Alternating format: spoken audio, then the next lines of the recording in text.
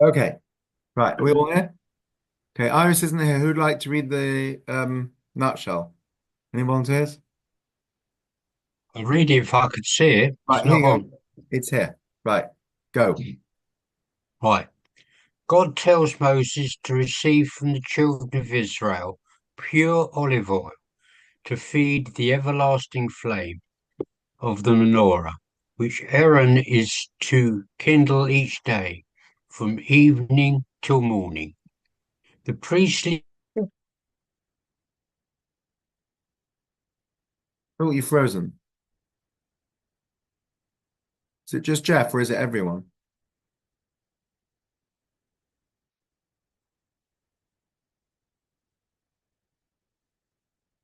sorry, Did you freeze or did I freeze? I don't know. I didn't seem to Didn't freeze. freeze for me. Oh, it must be No. you. No, not me. Sorry, carry I on. didn't freeze. All right, must be me. Right, I'll start from the priestly garments to be worn by the Kohanim priests while serving in the sanctuary are described. All Kohanim wore one, the ketonet, a full-length linen tunic, two, mish, mishnashim, linen breeches, three, mitznafet or magbaat, a linen turban, four, avnet, a long sash round about the waist. Okay, those who do taharas, if I'm not mistaken, certainly for the men, the hood that we place over the head is called a mitznefet. And I think, I don't know if the ladies have the same thing, the gartel that goes around the sash is called an avnet. Okay, just before we do that, here's a picture of those garments, right? There we go. Okay, carry on, please. Yeah. In addition, the Kohanim Gadol, high priest, wore five, the ephod, an apron-like garment made of blue, purple, and red dyed wool, Mm. linen and gold thread, six, the choshen, a breastplate containing 12 precious stones inscribed with the names of the 12 tribes of Israel, seven, the me'il, a cloak of blue wool with gold bells and decorative pomegranates on its hem, eight, the tzitzit, a golden plate worn on the forehead, bearing the inscription, Holy to God. Tetzaveh also includes God's detailed instructions for the 7-day initiation of Aaron and his four sons, Nadav, Avihu, Eleazar, and Itamar, into the priesthood, and for the making of the golden altar on which the Ketoret incense was burned. Thank you. So, was everyone with us last week? I don't remember. Think so, right? So last week we talked about why we need a mishkat. Anna, did you manage to catch up last week's? Yeah, I was on it in on background. Oh, sorry, that's right. You were. Okay. Somebody wasn't wanted to watch it after. Maybe that was a week before. Okay. So Might have been Lisa. oh, I think it was Lisa. Might have been Lisa. Okay. So last week we talked about why we have such a, such a fuss about all this physical stuff, right? Here's the Kohen Gadol with his clothing. Last week we talked about the Mishkan. The same question in a way. Why so much emphasis on the aesthetic? So last week we talked about can God be contained, and I think we sort of one of the points we said was that as human beings we appreciate the aesthetic, and therefore it's for us as much as anything else.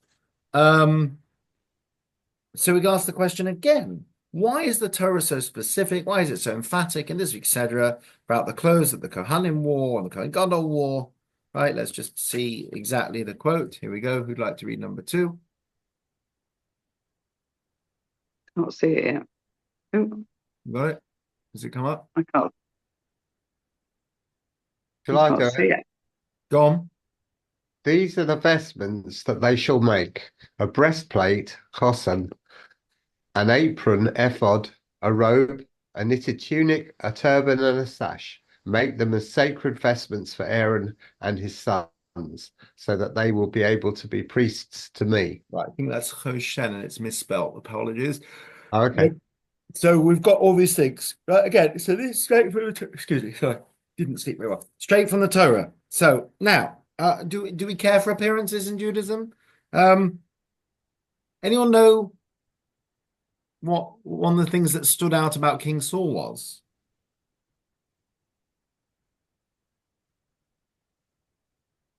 His anger. Yes, before that, even when he was first introduced. We're told in the book of Samuel. Quite lavish. Sorry? Was he quite lavish in what he wore I'm and not sure his initially. surroundings?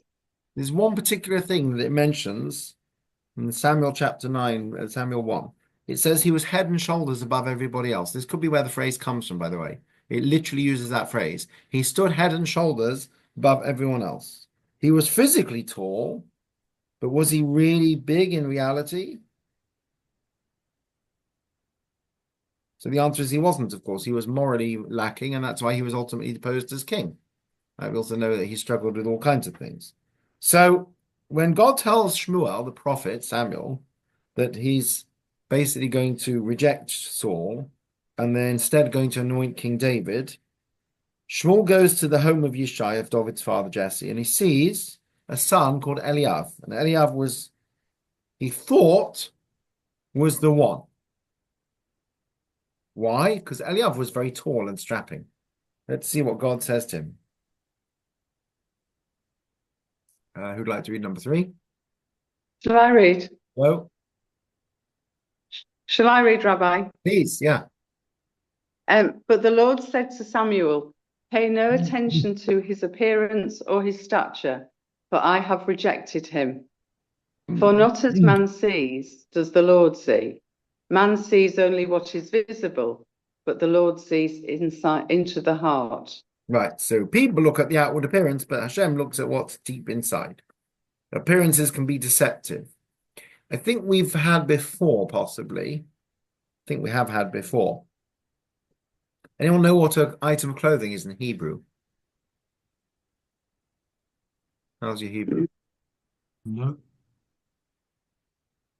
No?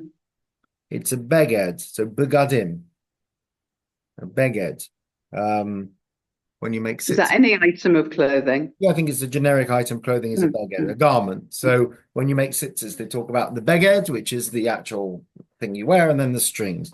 Have you ever seen the guys that wear the kind of, I don't know if they do it anymore, they used to, the biblical tunics that look, it's hard to describe them. They're sort of almost like a tunic, basically. They're called a beged ivri, a Hebrew garment. When we learned in Tanya about different garments of the soul, the word is beged. So a beged means a garment, an item of clothing. What's the second word of the vidui, the confession that we say? Oshamnu? Bogadne. Bogadnu, same root. What does bogadnu mean? It means to betray, or sorry, to deceive or to betray. So how interesting. Thanks, Phil. Can anyone think of an example where clothing was used to Yeah, I'll deceive phone you back. someone? Okay. Particularly in the book of Bereshit, any examples where clothing was used for deception? There's 6, apparently. Yitzhak. I can think of 2. Go on.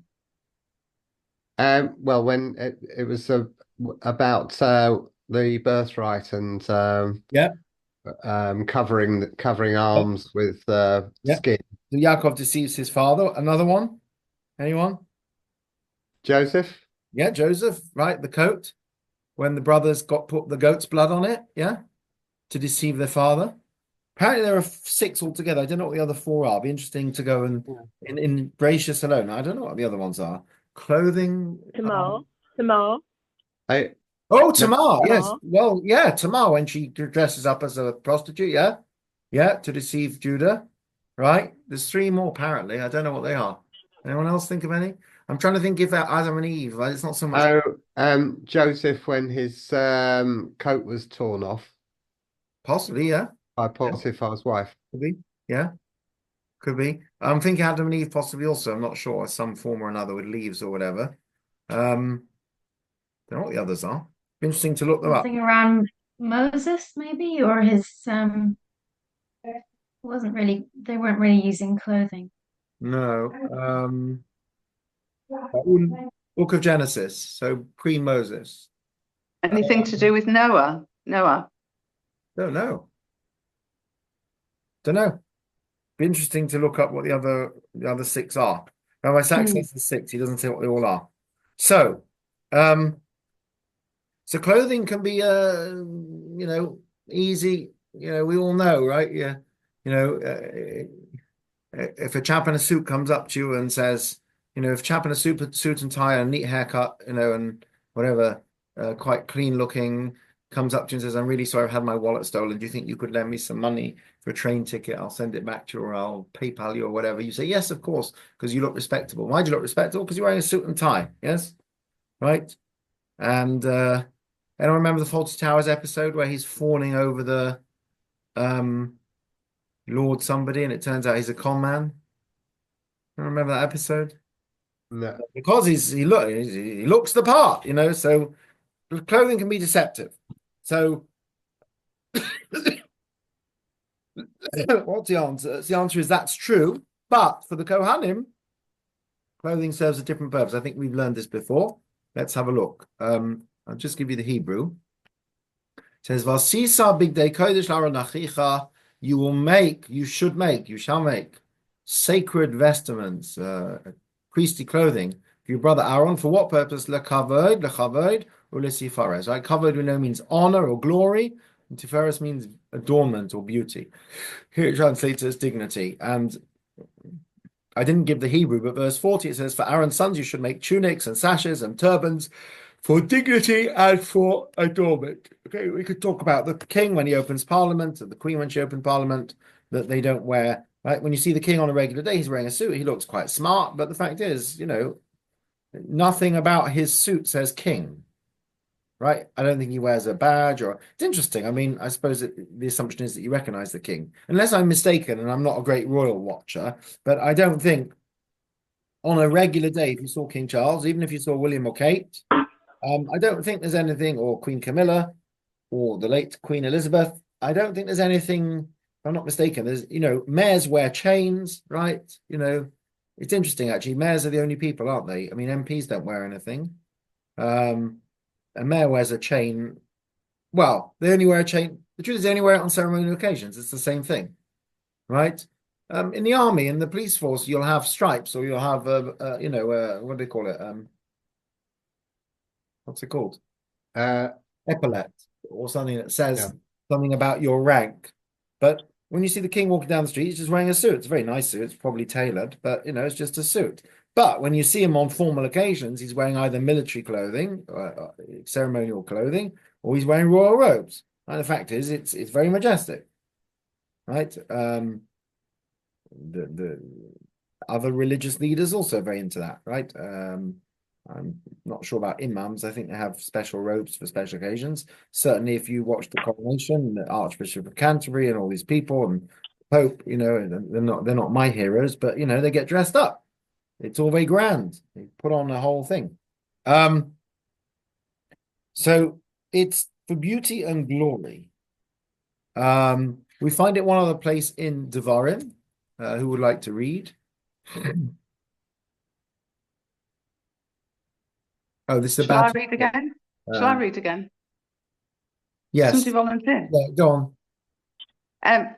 Hashem will set you in fame and renown and glory high above all the nations that Hashem has made, and that you shall be, as promised, a holy people to your God. Yeah, this is not necessarily talking about physical, material sort of qualities, but again, we use this phrase, l'shem u'lesifares. Previously, it was l'kavod u'lesifares. Here, it's for renown and glory. So again, it's glory or beauty.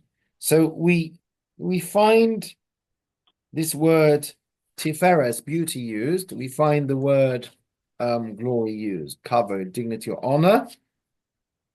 It actually appears 16 times in the Torah. 14 of those refer to the glory of God.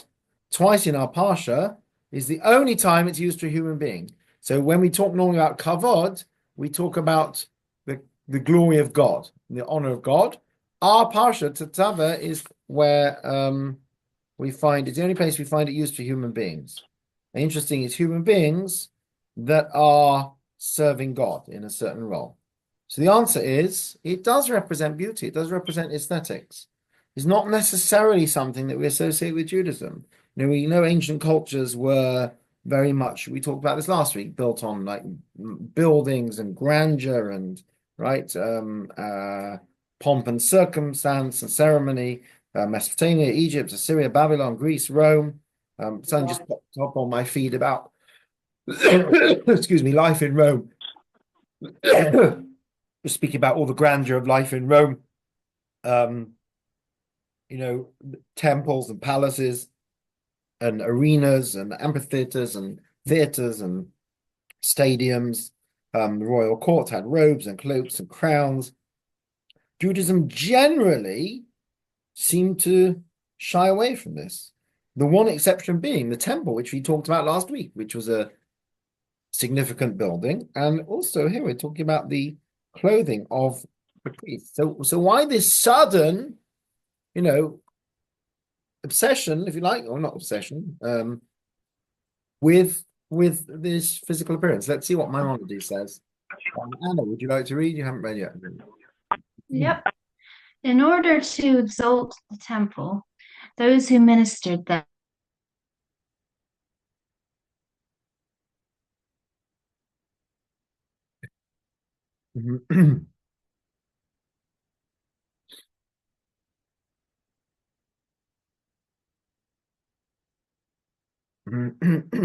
does not estimate man by his true form, but by the beauty of his garments, and the temple was to be held in great reverence by all.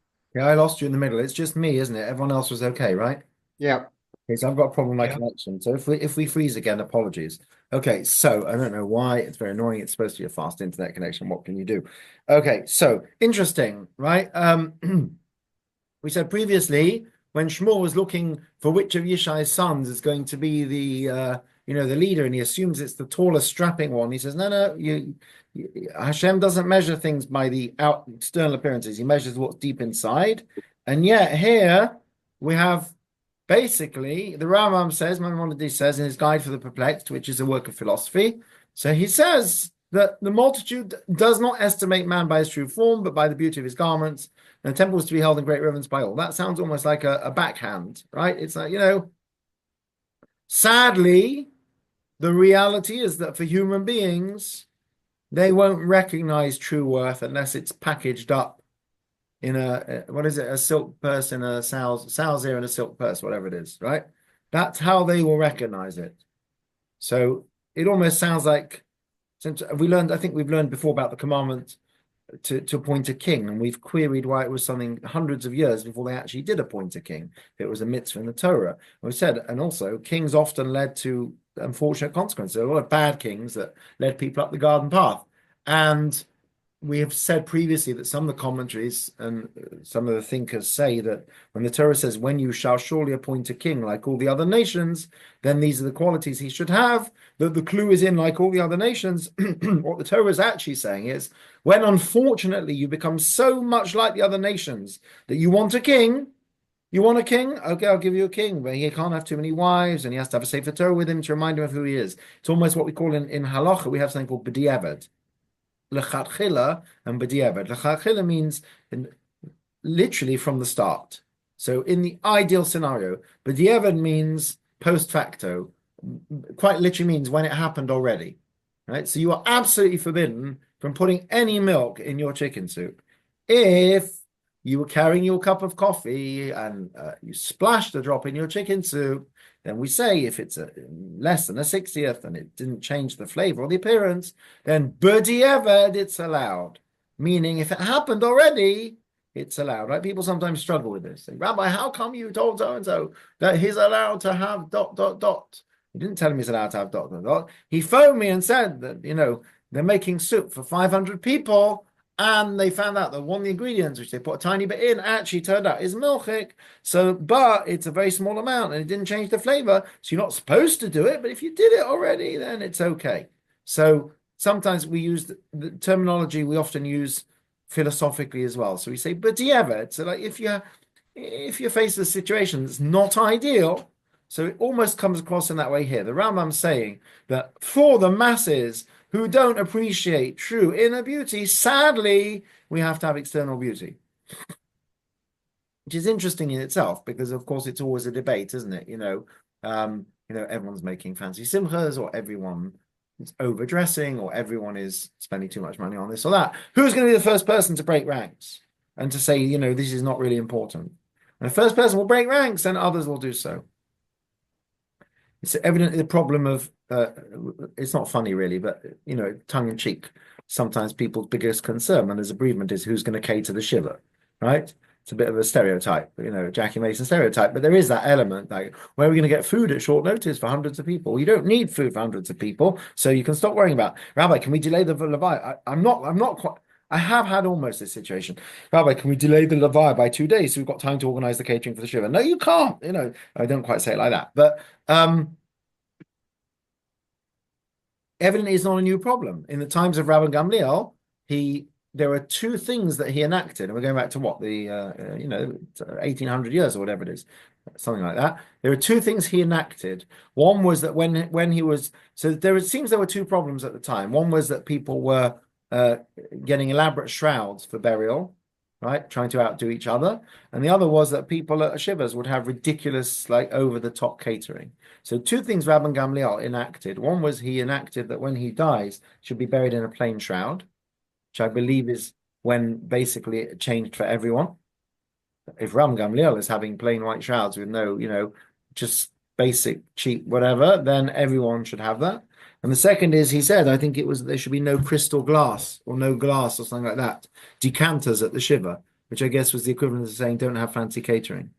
So it's not a new problem, but sometimes, ironically, we are over obsessed with these things. And the plain standard coffin as well. I don't know when that started. I mean, as far as I know, the whole, Israel, they've always buried without coffins. The only time they bury in coffins in Israel is where it's military.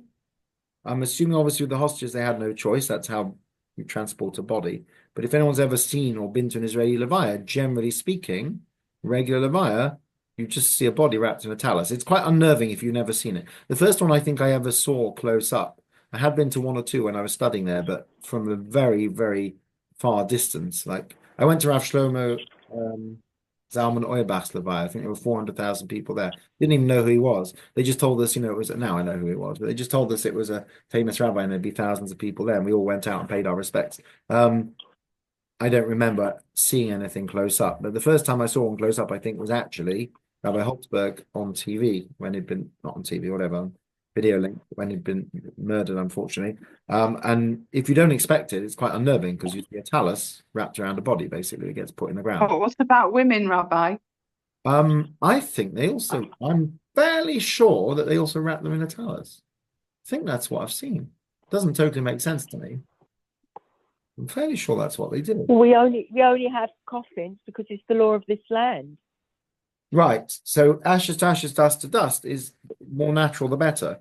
I'm just thinking. Yes, that's right. But this country doesn't allow it. Right. We have So to be buried in a coffin. So in Israel, when it's a military burial, they do it in a coffin with a whole. 1 second, I'm just looking this up. I feel like I've seen pictures of women also wrapped in a talus. And 1 sec, let's see.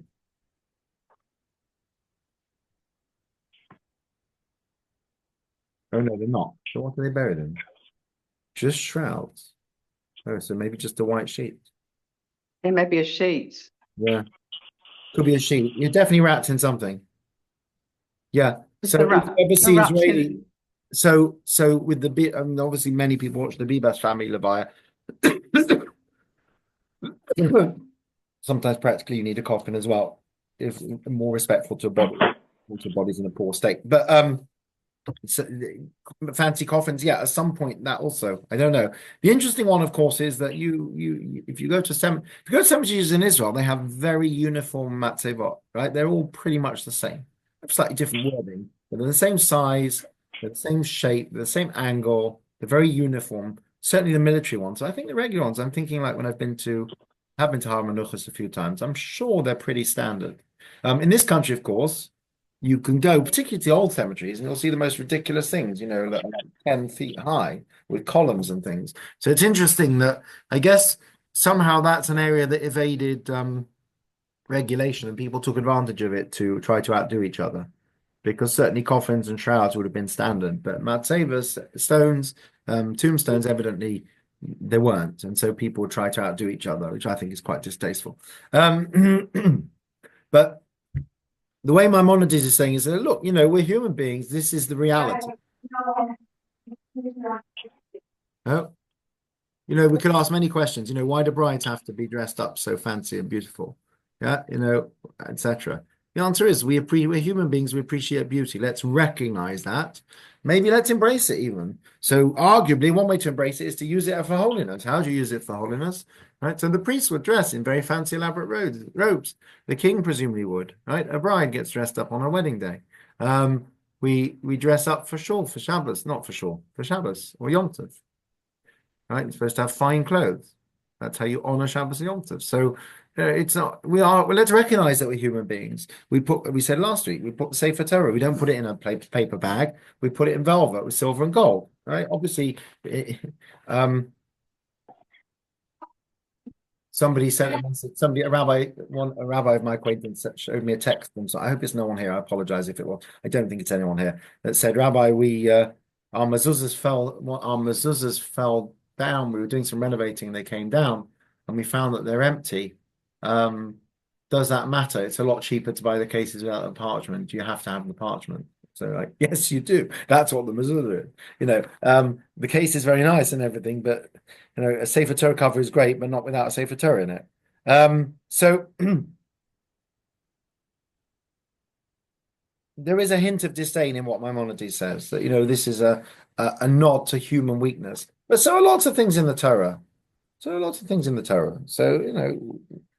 Torah is written not for tzaddikim, it's written for beinanim, people who struggle. So the fact is, the allure of riches is always going to be there. So use it, turn it round, and use it for holiness. The other interesting aspect of this is it's quite stimulating in terms of sort of culture generally. The fact that we have all this ceremony and color and jewelry and grandeur in our religious culture, which obviously was pinched by many other religions that also did it.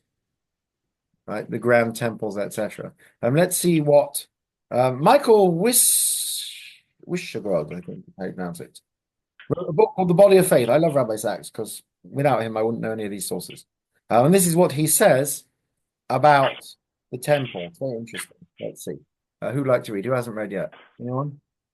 I'll read again. Oh, and Jeff, read again. Yeah. The architecture of the temple and its contents demand a spatial thinking that stimulates the visual arts as nothing else does. It must be remembered that among the many artifacts past civilizations have left behind, those intended for ritual use almost as always the most elaborate and aesthetically the most significant. Right. Body of Faith, 1983. So it's not dissimilar from other religions where you had grand objects, and it seems unusual to us for Judaism because we don't, other faiths are obsessed with objects and symbols. We have Sifrei Torah. We have one or two things that are very holy to us, but by and large, we don't obsess over physical objects in the way that, Catholics have rosary beads and, statues of Mary and Yoshua and whatever. We're not, we're not into that. And Buddhists have Buddha and I don't know, whatever. We don't generally have, I mean, obviously we don't have idols, but beyond that, I'm saying we're not obsessed with physical objects, but we are slightly. So he says in his book, interestingly, that this is our contribution to the arts. We don't have vast contributions to art and music from the religious Jewish world. And he suggests that actually it's a missed opportunity. Interesting. Let's see. Do you want to carry on? Yeah. The imagination of the poet is a reflection of his spiritual life. Myth and metaphor are the currency both of religion and poetry. Poetry is one of the most powerful domains in which religious expression takes place, and the same is true of music, drama, painting, and dance. So in a way, it's almost sad that music is a very big part of Jewish life, right? Synagogue music and traditional music and Zemirot and things that we sing, how we express ourselves through music and nusach. It's certainly words, right? Poetry, okay, yeah. I mean, psalms, different expressions, the prayers that we have and the readings that we have are all an expression of different things. It's not a bad thing.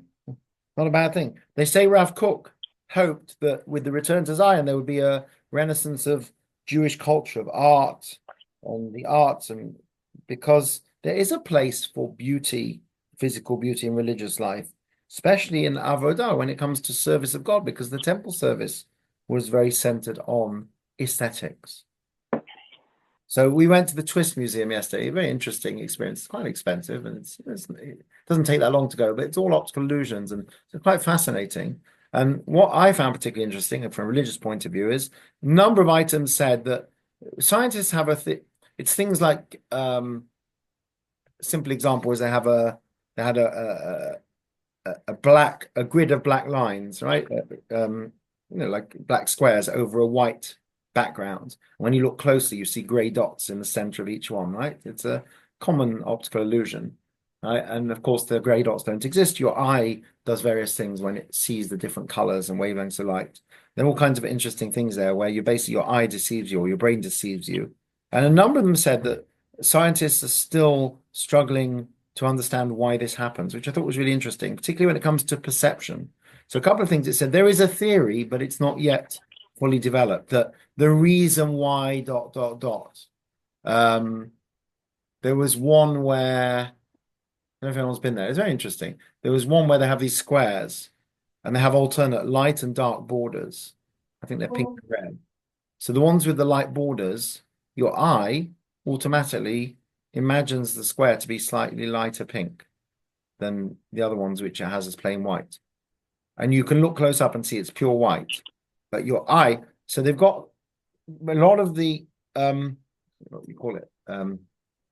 Explanations, whatever you call them, notes, signs next to the exhibits say, numbers say that this is down to this or that, and there's a theory about this, but quite a few said the science hasn't yet caught up with what the human brain, the human eye is doing. So perception is really powerful. Visual stimuli are really powerful, and they actually play a very and our brain does things with visual stimuli as well. This is where art and the arts and the visual and architecture can actually have quite an amazing role for us, which we don't necessarily even appreciate ourselves, because there's an emotional dimension to it as well. So art does have spirituality, and we can see that in the beauty of the robes of the Kohen Gadol and the tabernacle of the temple. Right? Let's just have a look at this. We all know this. This we say in Musaf on Yom Kippur, if you're still there or still awake at this point. It's the Mare Kohen, right? The whole Mare Kohen. Da, da, da, da, da, da, da, da, da, da. Mare Kohen. The whole thing is about the appearance of the Kohen Gadol. Right? It's all aesthetics. Let's have a read. Hope it's not too small. Anna, do you want to read? It's the brightness of the vaulted canopy of heaven, as lightning flashing from the splendor of angels, as the celestial blue in the fringes thread, as the iridescence of the rainbow in the midst of clouds, as the majesty with which the rock has clothed his creatures, as a rose planted in a garden of delight, as a diadem set on the brow of the king, as the mirror of love in the face of a bridegroom, as a halo of purity from a mitre of purity, as one who abides in secret beseeching the king, as the morning star shining in the borders of the east, was the appearance of the high priest. Very, very poetic stuff, right? Quite an amazing description.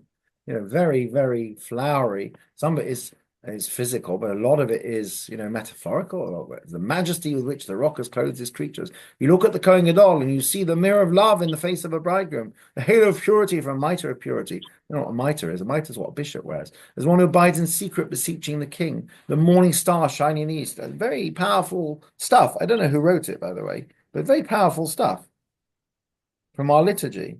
So what is aesthetics in Judaism and what is materialism? So the simple answer is that it's where it's in the service of God. So here it's for kavod. It's not for clothing's sake or clothing for deception where you're misleading people. It's clothing to give glory to God, that the Kohen Gadol should have an appearance that is majestic and shows the glory of God to those who see him. And the proof is that this somebody obviously wrote this. They saw the Kohen Gadol and they said, "Oh, look, look what he's like." I don't know who wrote it. Let's see what Rabbi Sachs has to say in conclusion. So just before we do that, in the Song at the Sea, we have this line. It says, right? He is my strength and my might. He is my deliverance. And this famous quote, he is my God and I will beautify him. That's like the word na'eh, right? Modern Hebrew say na'im lahakir, nice to meet you, right?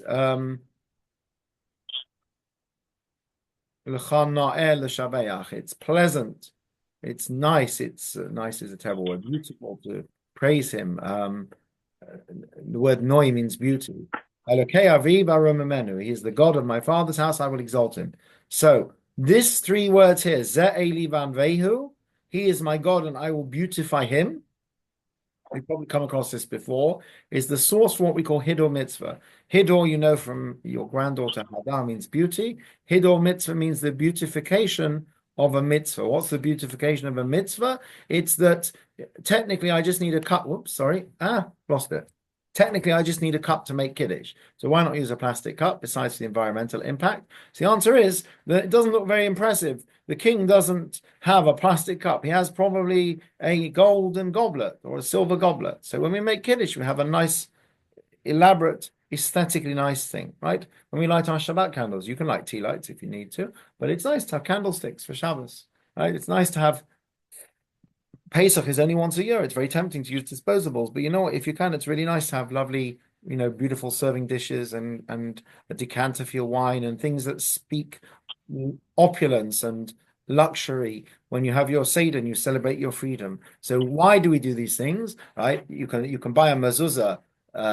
Yes, you need to buy the scroll as well. You can buy a relatively small one with a simple case, or you can buy a very elaborate, lavish one with that looks very beautiful. And or in terms of the text, also you can buy usually a slightly larger one that's got extremely intricately written really well and really carefully. It's a bit more expensive. The sofa took more time over it, right? You can spend a bit more money on your tefillin or your Sefer Torah. Why would you do that?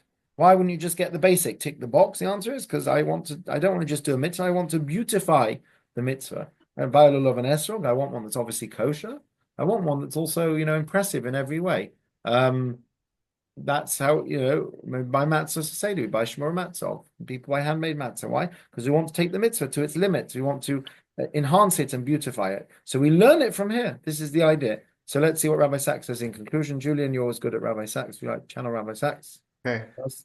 Judaism does not believe in art for art's sake, but in art in the service of God, giving back as a votive offering to God a little of the beauty he has made in the created world. At the risk of oversimplification, one could state the difference between ancient Israel and ancient Greece thus: that where the Greeks believed in the holiness of beauty, Jews believed in Hadrat Kodesh, the beauty of holiness. There is a place for the aesthetic in avoda. In the words of the Song at the Sea, Zer Keli V'anvehu, this is my God, and I will beautify him. Sorry. Yeah. For beauty inspires love, and from love flows the service of the heart. Right. Okay. So it's a bit like we talk about should you exercise? Should you look after your body? Should you keep in good health? The answer is yes. Yes, you should. Right. We have mitzvahs in the Torah that say you should guard your health and look after yourself. What about the kind of Greek image of the worship of the body and the whole kind of culture of the Olympics comes out of a culture of human excellence and pushing your body to its limits. No, that's not Judaism. So when people say my body is a temple, that's a problem. Should you be healthy, fit, physically fit? Yes. Why? Because you should look after yourself for the right reasons. Should we have beautiful buildings and accoutrement and mitzvahs and the Kohen Gadol dressed up and et cetera, et cetera? Yes, a bride on her wedding day. Yes, we should, because it's in the service of God. That's the crucial point. Not in the service of mankind, it's the service of God. So where it's in the service of God, because we as human beings appreciate that aspect, the artistic, I'm not just talking luxury, the artistic, the expressive, the beautiful, we do appreciate it, right? Then it's absolutely kosher, as it were. And not only that, but it's a way to beautify God and to inspire love of God and service of the heart. So you could say that's why a shul should be a beautiful design. It doesn't have to be over the top, but certainly it's a place where we connect with God, like the temple. Does it matter the shul has stained glass windows if it's got nice carpets? No, it doesn't matter. It doesn't change your davening, but it does because you feel you're in a place that's commensurate with what you're trying to do there. So that